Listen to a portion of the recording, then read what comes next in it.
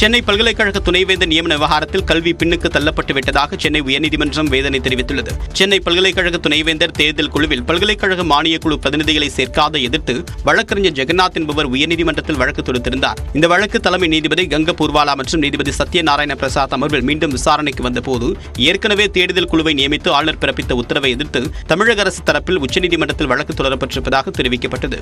மேலும் இந்த வழக்கில் சென்னை பல்கலைக்கழகத்தை இணைக்க வேண்டும் என்று பல்கலைக்கழகத்தின் தரப்பிலும் தெரிவிக்கப்பட்டது. இதையடுத்து கடந்த ஓராண்டாக சென்னை பல்கலைக்கழக துணைவேந்தர் இல்லாமல் செயல்படுவதாக கவலை தெரிவித்த நீதிபதிகள் அதிகார அமைப்புகளுக்கு இடையிலான பிரச்சினை காரணமாக மாணவர்களின் கல்விதான் பின்னுக்கு தள்ளப்பட்டு விட்டதாகவும் தெரிவித்தனர். பல்கலைக்கழகங்களை நிர்வகிக்கக்கூடிய அதிகார அமைப்புகள் கவனத்துடன் செயல்பட வேண்டும் என்று கூறிய நீதிபதிகள் வழக்கை இறுதி விசாரணைக்காக ஜூன் 5ஆம் தேதிக்கு ஒத்திவைத்தனர். தஞ்சாவூர் மாவட்டம் கும்பகோணத்தில் சாலையில் புதைந்த சாரங்கபாணி கோயில் தேர் மீட்கப்பட்டு 3 மணி நேரத்திற்கு பிறகு மீண்டும் தேரோட்டம் தொடங்கியது. 108 வைணவ திருத்தலங்களில் ஒன்றான சாரங்கபாணி கோயிலின் சித்திரை திருவிழா தேரோட்டம் வெகு விமர்சையாக நடைபெற்றது. ஆயிரக்கணக்கான பக்தர்கள் தேரை வடம் பிடித்து இழுத்தனர். அப்போது கும்பகோணம் சாரங்கபாணி தெற்கு வீதியில் தேர் வந்த நிலையில் திடீரென சாலை உள்வாங்கியது.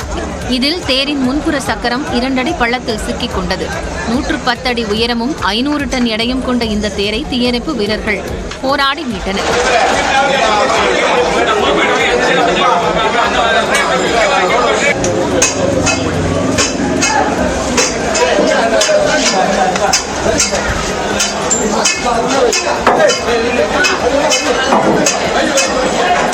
இதையடுத்து 3 மணி நேரத்திற்கு பிறகு மீண்டும் தேரோட்டம் தொடங்கியது.